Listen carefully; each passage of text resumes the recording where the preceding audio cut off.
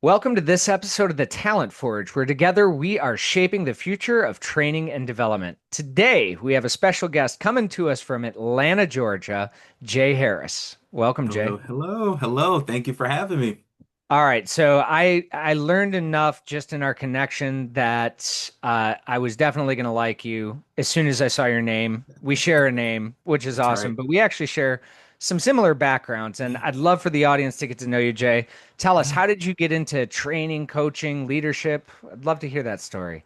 yeah. Thank you again for having me. And again, lots of things in common, including our name. But I'll tell you this, Jay, that I remember working with an organization that I was a part of before, and I just started kind of entering into the executive realm of things. And I remember having a conversation with a woman who I'll share her name here. It's Adrienne Massey. And she was over our learning and development program at that particular company at that time. And she and I started having a conversation, and I started sharing a little bit of, my background. And I said, well, what do you think if I get involved with like trying to teach or coach that particular module that you have? And she said, yeah, let's give it a try. And I'm telling you, man, I fell in love with it. I fell in love with it because it's one of those things where I've learned with coaching where you're not giving them, the exact formula that they have to use. This is the way to do it. It's really helping people tap into something that they already have and something that they already possess. And I know how valuable that's been for me in all the careers that I've been a part of. And so when I got a chance to just see that transformation happening, from my perspective as a coach, I never left and I don't plan on leaving.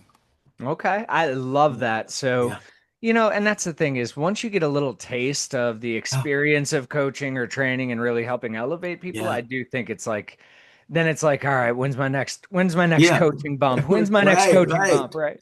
So, let me ask you this question. What kind of Yeah. pressure were you feeling when you had jumped in, you had asked Yeah. that question to your colleague Yeah. and they said yes. And then Yeah. at that point in time, it's like, all right, not only am I getting in front of people, not only am I going to have to, take this module, but Yeah. you're also doing it under the wing of somebody whom obviously you had some respect for. So, Yes. what was that pressure like? I'll tell you, the pressure, it was a lot because I'll say I like to frame it like this. I was experiencing what a lot of our coachees experience when they come to us, to talk about developing themselves. So one of the things that I was feeling right off, the top is I want to do a good job. Like I want to meet this opportunity in the best way that I possibly can. So I definitely felt some pressure to get it right. I'll be honest with you too. I also had my own idea of what a facilitator or a coach, in this realm should sound like, should be like. And I had to find my voice, my real voice, not my performance voice or my agreeable voice or my professional voice. I had to really lean into being myself and finding my own uh, path and my own way of delivering workshops as well as delivering coaching. But I felt that pressure of getting it right. So it took some time to get to that point. I also felt the pressure of being able to, coach others in a way that resonates with them. I think for a lot of us, if we're being honest, we're assigned a coach, or let's say you've been tasked with attending a corporate training. Some people might say, okay, I know this is the corporate training. I got to do this. It's a mandate. I'm gonna, sit through this, get through it, get my credit, and then I'm gonna go away. And it's because you traditionally have an expectation of how it's going to be and how relevant it will or will not be for you as an individual and who you are as a person. So for me, there was another expectation of pressure of I want this to land and I really want it to make a difference, not just it be we got to get through the agenda. Of I think we all feel that at different Yeah, points in times. So yeah, of thank you for sharing that. I course. want to I want to zero in on something that you had mentioned. It's about finding your sort of like coaching, training Yeah, voice. yeah, Um, Here's my experience, and I want to know, have you had anything like this or anything yeah, else? I have a voice or like my authentic voice when yep, I am delivering on a keynote stage. I yep. feel like that's pretty consistent with when I'm training. I feel like Mm-hmm. it's even moderately consistent when I'm coaching. Mm-hmm. The moment I move into video work Oh, I or get it. I get it. writing, it is like that is not, it doesn't work. It doesn't flow. And I think the first time I went to video, I was like, what the hell is wrong with me? I've Yeah, been speaking for 20 years. yeah, I can't get a sentence out. I can't, it doesn't feel right. I looked at the yeah. video. I'm like, who is this? Right. Have you had that experience or what do you think about that? Of course. I Yeah. think that so many of us in general have that, but especially when you're in, this realm of delivering information. And when you're put in front of that video or you turn, the record button on, again, I think we all default to, I want to get this right. I want to be credible. I want people to believe me. I want to appear seasoned and like I know what I'm doing. And so we kind of default to that thinking of what does a professional sound like, or what does a person who has been speaking for years upon years, or people that we look up to or we watch on our own, streaming platforms or YouTube or what have you, what do they sound like? And so you kind of get into that mode when you're in person. And I've noticed this for myself, I should say, when I'm in person on stage, I can see the audience. I get to kind of tailor what's happening in the room Amen. based off of how they're receiving it or not. And I'll tell you this, I am originally from Savannah, Georgia. So the longer the session goes, the more Southern accent it kicks in and the storytelling ramps up. And I'm using colloquialisms that people are falling in love with because I'm leaning into being myself. And even though they may not, it's not an ongoing conversation, their reactions and the energy in the room, I feel like we're having a conversation and I feel like we're building that trust as we go. When you're on camera, all you have is to assume how people will receive you. And so you're back into that mode of what you think is presentable, what you think looks seasoned. And so I've had that same experience, but I always tell myself, I say, you know what? I want to show up as me. There's plenty of speakers out there in the world. There are plenty of people that do what we do, but it's actually when I show up as myself. I told you earlier, I can be a little tastefully unhinged, and all that means is I can be a little crazy. And I show up with that. And I see some people, comments later, they're like, you know what? I'm a little crazy.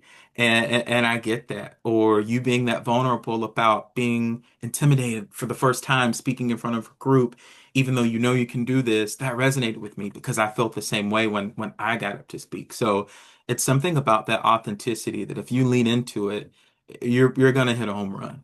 And it's so spot on, Jay, because that's Yeah, exactly what I was doing was I was yeah, coming in and all of a sudden because the camera's there, so it all yeah, of a sudden became corporate Jay, which I don't yeah. know corporate Jay. Corporate I Jay get it. doesn't really exist. Like I get it. I get it. but I realized, and this is the funny thing is it was simply something as easy as the camera doesn't laugh at my jokes. I always make the joke. I measure my success Yeah, on how much I have you laughing by the time that we yeah. finish our, talk, Get keynote that. training, whatever it is. The Yeah, camera doesn't laugh. So I was yeah. failing every time and I get it. I Yeah, I get it. You're so like, oh, is that funny? Oh, let me redo that one. No, I don't like that one. Let me do that. No, I get it. I absolutely get it. A part of my tastefully unhingedness that I talk about, it is in my normal conversations, with folks, and I rely on humor a lot because it's just a part of my personality. The thing is that my style of humor is I am my audience of my jokes. Of course, I consider who's out in the audience, but for the most part, I'm the audience. So if it's funny to me, I I feel can seen. mess around, and as they say in the South, I get tickled at my own self. Like I can think something. I'm like, that was funny. People are like, Yeah. what's wrong with him? So it's just one of those things where whether it lands or not, if it's appropriate and it feels good to you, sometimes it's the not having an audience and laughing at your own jokes that I've seen that resonates with folks. So again, it's just that Authenticity. I get I it. I am guilty as charged on that one too, Jay. So, let's talk about this though, because Yeah. I think it's kind of an interesting background Yeah. where you have a performance background. You've been Hmm. in theater, you've been in Yep. productions, Yep. and when people hear that, oftentimes they're like, okay, so is your talk a performance? Yep. Well, yes, but at the Hmm. same time, it's an authentic performance. Like, how do Yeah. we, what does that look like? Because I do know that a lot of trainers or coaches have at least done something like improv Yep. or worked their way in, because it's really helpful. We can get into Yeah. that. But, like, how do you balance that sort of like performative Jay versus the authentic Jay? And how do you merge those things together?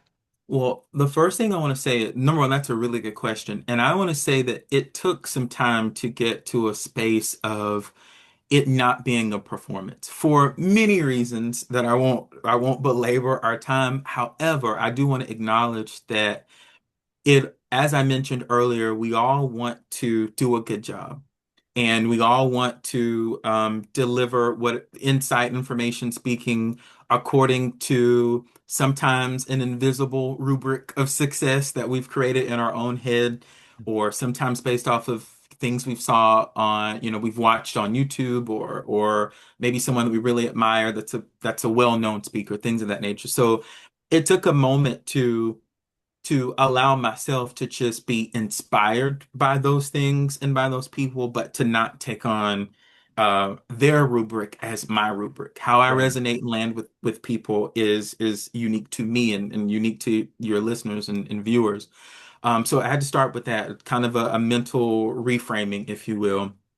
The other thing I want to say about the performance piece, because I've gotten this from people that say, well, Jay, of course you're going to do a good job. You're an actor, or you've been in, all of these, performances in theater.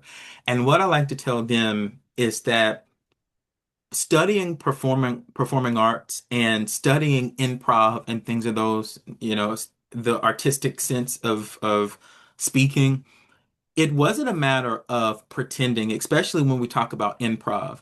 A lot of the performing arts world is helping you to get familiar with your instrument, with which is your Mhm. body, your own body language, your facial expressions, your voice, and it's all about helping you fine tune what's already there. And so I would say for me, it doesn't feel like a performance because in preparation through improv and through those productions, I've learned how to completely own my instrument, which is me. I know how, my body moves and sways. I'm not playing a character, so I'm not going to hide my Southern accent. I am, Right. I know me, I'm pretty expressive. I love to smile. I can't help it sometimes. And so, because I know that, I'm going to leverage what's already there. And things like improv and being able to think quickly on your feet, um, it's not like it imports anyone else's mind in your head. It's your mind. You're just fine-tuning it to learn how to think strategically and critically in a way that you're able to respond rather than react off the cuff, as they say in acting, but what that means is just in the moment. Yeah. So I don't have to really balance it because I focus being myself and leveraging my instrument, which is my body and my voice. That's pretty amazing. And Hmm. since you seem to be incredibly humble about this, now I have mentioned in the past on this show that I Uh-huh. did theater, but I did it in high school and I was Conrad Birdie, but it's nothing Yes. compared to what you have accomplished in this space. Yes. Dreamgirls on Broadway, Yes. Wicked, Atlanta Broadway. I Yes. mean, that is Yeah. incredible. Yeah. And, I can imagine, I can just imagine how you show up in a room. Yeah. So that's pretty cool. And I'm really Yeah. glad that we get to talk about this. So let Yeah. me ask this question. Sure. If you were to tell all of the audience why they need to get into improv or even take a class or why they need to practice this, I've already Yeah. pulled one takeaway. Yeah. Get familiar with your body, your style, your Yeah. instrument. So I'm stealing that one. You can't use it Yes. again. That's perfectly Why fine. else? Why else? I'm not getting letting you off easy here. Why Yeah. else Yeah. is that important? Because I have found it really impacted everything for me. So I'd love to hear it from the expert. Yeah, well, that's a really good question too, to add to just getting, comfortable with your own body and your own voice. But something else that I would say is it supports learning your voice and your body because it gets you out of your head and into your body. When you are doing, improv, you don't get a script and you're not told what to do and where to go and how to say it. And of course, you start off in your head, but after a while, you start to train your mind and your way of thinking to be able to be in the moment. So improv is this idea of yes and. So whatever you say to me, I can't. I'm accepting it and I'm adding to it. In order to do, Would you like a Rice Krispies treat? No. yeah. Oh God, that would be Yeah, horrible. scene over. Yeah. Exactly. So, and that's what we don't want. So, when you think about when you're improv and you think about, I'm gonna have to go with as the punches are coming in, I gotta roll with it. What does that look like for me? And you start to learn that because there is no rubric in front of you, you're going to have to get out of your head and into the moment. So you've got to be actively listening to what that person's saying so that you can have something of value to add, something that makes sense, roughly makes sense Yeah. to keep the narrative moving forward. So it really does condition you to, again, get out of your head and into your body, and it allows you to get present and into the moment. So you're actively listening to what they're saying. You don't have an opinion because you don't know what they're going to say. So you've got to truly tune in to being present in the moment. I The other love thing that I that. would say is Yeah. it helps you expand your expressive range. Something I always say is we've all been there. I think most of us have, where you've gone to a conference, maybe not even a conference. Let's just scale it down to your organization, and maybe the leader, the facilitator of that meeting is someone who comes in saying, you know, we're pumped for this new initiative. We're feeling, we're excited, you know, Yep. uh, worked on Yep. a long time, and I feel it. this is it. You got It's me. go time, Yeah. you know. And so it's like, are you excited? Are we excited? Are we pumped? What is this? So when I talk about expressive range, improv and just the performing arts piece of this, it equips you with the ability to be able to stretch, how you show up. And I always like to say I like to say it's aligning what you say with how you say it. So sure, I just did an example of someone saying they're excited, they're pumped for this new initiative. But if I come in, I think about how do I look and how do I sound when I'm excited about something. And I will share with you that I just returned from the Beyonce Cowboy Carter concert over the Ooh. weekend. I will tell you, my expressiveness in that audience was not, we're pumped. I was physically pumped. I left with no voice and I was excited and I was charged. The same thing if you're delivering something a bit more critical. You don't want to show up, cavalier as if something is so, if it's not important, you want to show this is serious. So I would say that the other piece of that is it helps you to expand your expressive range. So leveraging your body, being in the moment, and expanding your expressive range. I really love even thinking about that presence because that's Yeah. actually something I didn't consider as a skill that's being honed by that. I'd always thought about Yeah. the being able to react, respond Yes. quickly, Hmm. without necessarily feeling okay, temper the emotion Yeah. and keep going. So, but Yeah. that presence piece is really powerful. I guess that makes a lot of sense while you coach on executive presence and Exactly. brand and personal Hmm. identity. So, Hmm. seems like a great fit. I Yeah. wanna, I wanna dig in on one other thing that I Sure. had heard you say, and Hmm. I think that sometimes now I'm going to tell you this. I work as a behavioral scientist. I interact with neuroscientists, Yeah. a lot of psychologists, and most of the time they're not all that expressive. So Hmm. I felt that as you were saying, and I Yeah. think that sometimes it's like, wow, Jay, you're like a data science nerd that just gets really excited and talks about this stuff. Okay. But anyways, I started my career coaching engineers on communication. Hmm. And I feel like a lot of times when I'm working with someone that maybe they say, oh, I just that I can't be that expressive. I don't have Yeah. that in me. Yeah. How do you help sort of like draw, because we as humans all have access to all of these skills and ranges. Yeah. We just maybe are a little afraid to explore them. Maybe Yeah. it's a little nervousness. So Hmm. how do you help coach somebody to sort of bring that confidence out when maybe they don't have the confidence or they don't feel the confidence Yeah. internally?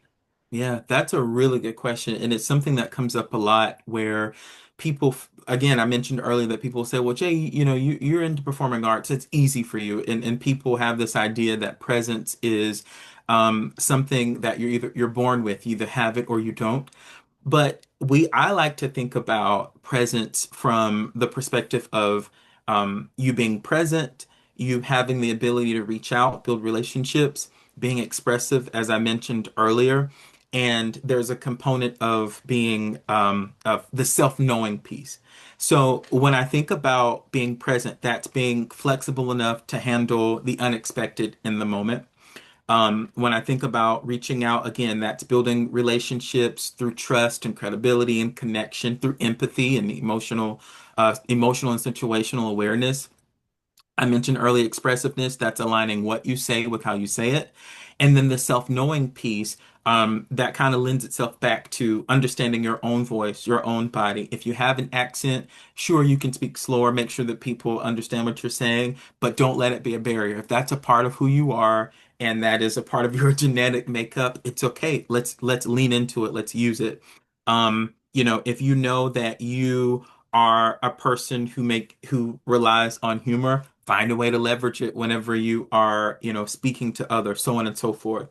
But the first thing I like to do is to break it down into those different categories to help people realize that we're not looking at something that you're born with or not. Okay, that's fine. If you think it's something that I have that you don't have, that's fine. Well, okay, thank you for that. But let's look at Fixed these. mindset. Yep. Yeah, right, right. That's fine. But let's just look at these categories and let's just see what happens. So when we talk about being present, I start to run people through these different exercises of one, telling me a time of when they felt that they were most present in a work situation, and then times where they feel like they're not present, where they start to get into their head and start to second guess themselves and things of that nature.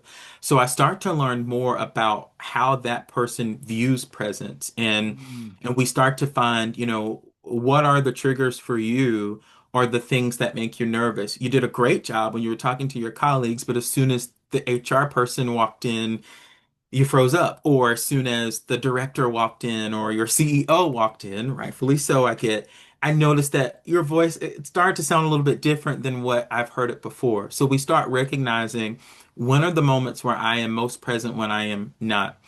I talk about the reaching out piece, and this all lends itself, by the way, to expanding your expressiveness. I'm gonna bring this home. When we talk about reaching out, people will say, "Hey, how are you?" "Oh, I'm great." "Oh, that's awesome. All right, so let's jump into this meeting or whatever it is." But I say being intentional. I'm not asking you to put on performance and do anything crazy or what have you. I say take some of that intentional time during that check-in, your conversation in the hallway or on that Zoom call to really connect with people. And that means sharing a little bit more about yourself. So we role play, getting a little bit comfortable, sharing something personal about yourself. That's appropriate, of course, and licensing the other person to share something personal about themselves. Now you're having a natural conversation. You've noticed you guys have gone from, "Hello, John, it's nice to meet you," to, "John, you crazy." Okay, Yeah. that's so funny. You start the naturalness of it starts to show up through you building that connection. So we're not thinking about how expressive can I be. Right now, all we've thought about is how present can I be and what line or what thread can I find to connect with this person in a real way.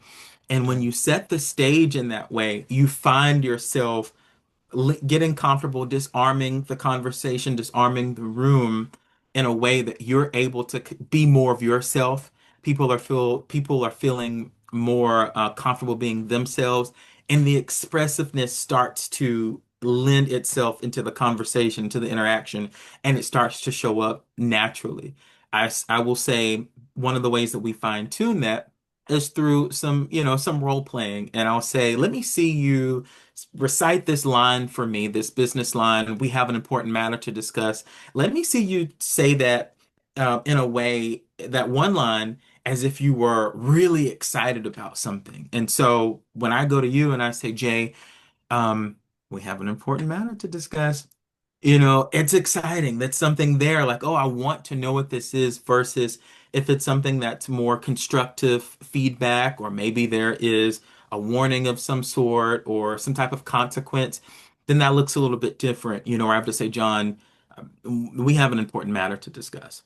And it's just aligning what you say with how you say it. So it's kind of like a path forward. You set the stage by being present, create that path of connection, and then think about, how do I want this person or these people to feel by the end of this conversation or by the end of this presentation, what it is, and lean into what that looks like. And that's where we start, I would say. It's body Yeah, language, tone, inflection is yeah, such an important part of our trust building. for And I sure. really like how you tapped into supporting people and navigating their way to creating vulnerability loops. I mean, Yes. essentially, so I'm going to go back to a question on this before we finish about Ooh, how do we know is enough to share or too much to share? Because yeah, I've seen both sides of that. yeah, But I did want to stick with one other thing, and it was so funny because as you were talking, it reminded me of a faculty member who I yeah. had gone to a number of their courses. Actually, it was probably the number one faculty member that I went to. Hmm.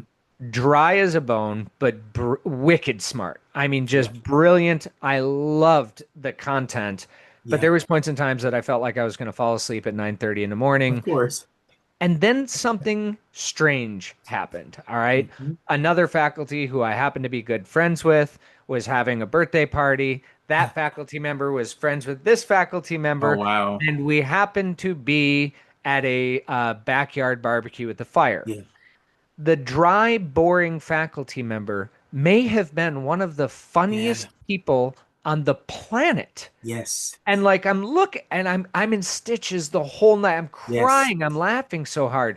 And I'm looking and I'm like, who are you? Yeah. And why are you not bringing Right. this Right. into your classroom? Yeah. And it was so interesting, and it was that level of being comfortable being yourself. And Yes. that was what he said. He was just like, it's a strange audience. And so I know that there's people in our audience here today, Jay, that are Yeah. probably experiencing a little bit of that, like, I can't be myself. I can't bring that Yeah. fireside personality out into Yeah. that space. Hmm. I got to imagine I've been asked a lot of times, do you get nervous when you're speaking? And at this point in time, for the most part, no. Yeah. Flashback to TEDx 2018, and they were Yeah. like, Jay, you've got 5 minutes before you're on. Yeah. I was like, oh, that's what that feels like. Yes, Yeah. I do still get nervous in something, Yeah. right? How do you manage your nerves? Because there's got to be something along the way, Yes. whether it's Wicked and Yeah. Broadway, Of or course. even a coaching. How do you manage those nerves? How do you pull back on that? Yeah, that's a very real, common human experience, to get nervous whenever there's something on the line for you, whether it's just to win your audience over, or whether it's a presentation to show progress on a initiative, or a project that you're working on. Whenever there's something on the line for us, even if it's just our reputation, which is a big deal, nerves happen, and it's very practical. The first thing I do is I do what I like to call a body scan. Is my heart beating a little bit faster than normal? Are my feet shifting a little bit in a distracting way? Is my chair moving a little too much? Like, I notice, for me, what's happening within me. I know I'm nervous, but what exactly is happening with me? When I see that my heart's racing, or I start to feel that anxiety. It's very practical. This is a very practical method. It's not rocket science, Yeah. but it is a little bit of behavioral science. Mhm. And it's simply take a deep breath. you gotta ground Huge. yourself in the moment and take that deep breath. And I tell people a real deep breath, one from your diaphragm, not one of those, okay, and you lock it all in right there. That's not a deep breath. It's taking a deep breath, allowing your diaphragm to contract and expand and really start to calm your nerves because what you're experiencing is your amygdala doing its thing, that fight, flight, or freeze response happening. And the way to calm that down is you've got to take that deep breath in the moment and ground yourself. And I tell people if you're delivering something in person on your way up to the stage, find those opportunistic moments for you to take that deep breath. If it's walking up to the stage before the mic cuts on, or you grab the mic, or you get ready to go, do that. Or if it's right before you log on to that Zoom meeting, do that. Even if you're in a meeting, you open a conversation. I say create an opportunity to get the audience involved right away. So if I say, Jay, I appreciate you for bringing me on today. I'm excited. Now tell me a little bit about where you're located and tell me more about your role and position. I want to understand that a little bit more. One, it gets you talking and involved. Two, it gives me some time to breathe and it gives me some time to relax into the conversation. So that deep breath is definitely the thing I recommend to everyone. I The love that. second thing I wanted to mention, yeah, I know you're going to say something. No, yeah, I could not agree more with that, and especially the diaphragm Yeah, breath. One of the yeah, other biological things that actually does is it creates additional space in and around the heart. It yes. relieves some of the pressure off of that, which can actually have a really powerful impact of calming the body down and putting us back into the parasympathetic. So awesome. That's Now I have something huge. to steal from you There that you I go. will be Steal it. reciting Take as it. my own research. So no, that's good, but it supports that idea of just relaxing yourself and getting back into the moment. The second thing I was going to mention, especially hearing the story about your colleague, is storytelling.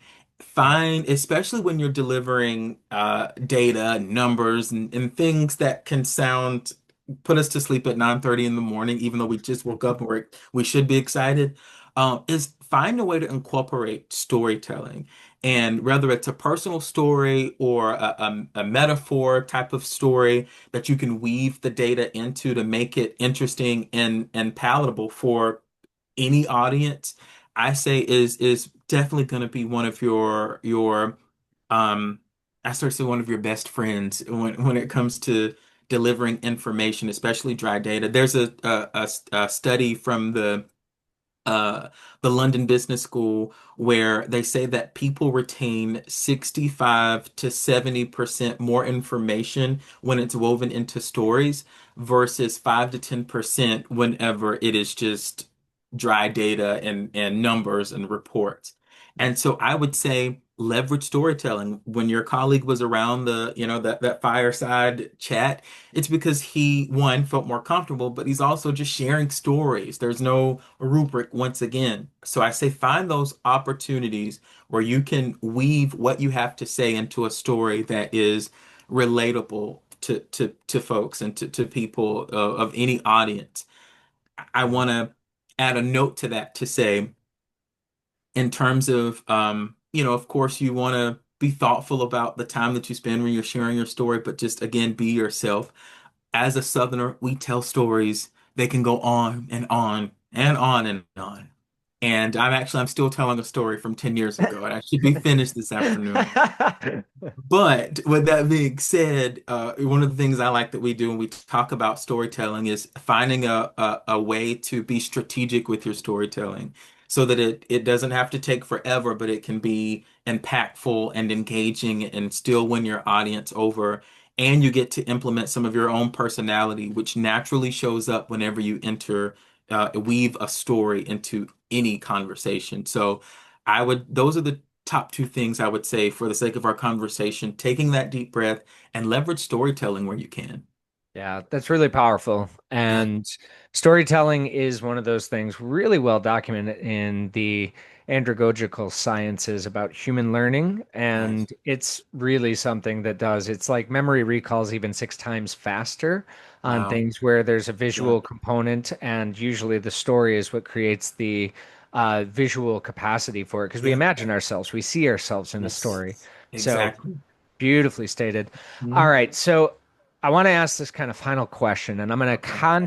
I'm going to put this into context because with you doing the kind of coaching that you're doing for presence and brand, one of the things that you said earlier was about reputation. Yes. And, we fear our reputation being damaged. And interestingly, there's really, really good cognitive neuroscience studies done on this same thing. Mhm. And what they kind of call it is a social death. All right. So Mm. we fear a social death. Nearly the same parts of the brain light up exactly when we are experiencing something like a social death. And to Wow. clarify this, Yeah. imagine you're a junior lawyer walking in Yes. and two senior partners in a law firm just shred your document. Yeah. And, you shred your brief. And all of a sudden you feel this social death, this anxiety Yeah. that comes from it because you're going to get kicked out of the tribe. You Yeah. failed. You let down your elders, etc. I mean, this goes back way, way deep into our human cognition and Yeah. biology. Okay. So whenever we want to step into this is where I'm relating it to the question I wanted to Yeah. ask you. Whenever we step into vulnerability, we are risking social death. And if we know Yes. that the brain lights up the same ways when we are worried or anxious about the physical death, like an Mhm. actual, like biological death, Yeah. how do we know when being too open is too open? Or how do we know what's the right, how do we, I know you know where I'm going with this. How do we Yeah. ensure that we're not over vulnerable, but Yeah. not holding so much back that we're not creating the connections that we need to Yeah. create? Yeah, that's a really good question. And really quickly, I want to say two things I thought about when you were explaining this idea of a social death and how that works for us internally. It's interesting. As they say, we are our own worst critics. So I tell people this all the time. I promise you, you're an awesome person, but no one is thinking about you more than you're thinking about yourself. It's facts. And Yeah. because you are the one living in your own head, and so people forget about things more often than you realize. I recently thought about something that happened to me years ago in grade school, and I thought this was yesterday, and I thought, oh, why did I do that? No one's thinking about what I did in the third grade but me. So Right. number one, I'll start by saying, no one's thinking about you as much as you're thinking about yourself. And so as much as and most as important as our reputation is to us, a lot of times the stakes aren't as high as we feel that they are. Hmm. However, as it pertains to knowing when you overshare or when you need to share a bit more, that lends itself back to what I mentioned earlier about being present in the moment by being both, it allows you to be both emotionally aware and situationally aware. It's one of those things where we have to get in the habit of training and fine-tuning ourselves to know if you have a relationship with the people in the room, rely on that. You know their communication style, you know a little bit about where they're from, or even just from stories that they've shared with you about maybe television shows that they like or pop culture. You know a little bit about them, and so you have a degree of insight about how you can interact with that person and how what you can types of things you can share. If you don't know the people, you want to pay attention to how they're responding to things that you've already said, maybe in just your opening, hello, my name is, or thinking about what you've heard them say in the room. Maybe you've walked in the room a little bit before and just kind of listened to some of their conversations. So I have to say that while I think it's important to be yourself and be vulnerable and not to get too caught up in your head about being judged, you also want to pay attention to what's happening in the room because Right. that informs, what types of conversations would be appropriate for, where you are. Um, and so that's the headline answer I would say is to one, if you know the people, leverage your relationship with them and what you know about them already. But two, the other thing would be recognize in the room what people are saying and how they're responding to you and how they're responding to each other. And that will inform how far can I go? Yeah, Whenever I am, I like yes. that. No, Hmm. I was just I really like that. Yeah, I was gonna say that whenever I'm facilitating in a room with a group of people, and um, I start by asking them questions like, what are your communication, what would you say is your communication strength? And what would you say is your communication challenge? I want you to think about this, and I want you to share that with me, share it with others. But then I want you to, after you've shared what your challenge is, just outright, I want you to share what your challenge is, but using a metaphor. Hmm. From this, I start, and people, when I hear people's metaphors, some people might say, "Oh, well, my communication challenge is." Sometimes I get too caught up in my head whenever I am, trying to present. So it's kind of like a hamster on a wheel that's going round and round and round, and that's what's happening to me. Other people might say, I get nervous and I basically think about myself falling from a cliff in the Grand Canyon, and by the time I get to the ground, I'm going to be eaten by an alligator. So I start to pick up on the breath and the expansion of how creative some people are thinking, and just getting a better helping myself get this arsenal of information from these folks about, okay, I'm starting to understand how you think creatively, Yeah. versus if I just come in and say, okay, I want everyone to get up on their feet, we're going to do some improv right off the gate. They're like, no thanks, that's not what I do. But if I'm able to position it in a way where they're giving me real information but wrapping it in something that's visual, I start to get an understanding of the way they think creatively, and then it gives me an opportunity to kind of build on that. That's brilliant. Hmm. So, trainers, coaches out there, don't just jump into the improv. Just jump Ask the in. questions Yes, that'll help them sort of step into it in a really powerful exactly. way. I love Hmm. it. Jay, I knew this Exactly. conversation was going to be awesome, and you Same. you definitely delivered. So, if our audience wanted Thank to get you. in touch with you, how would they reach out to you?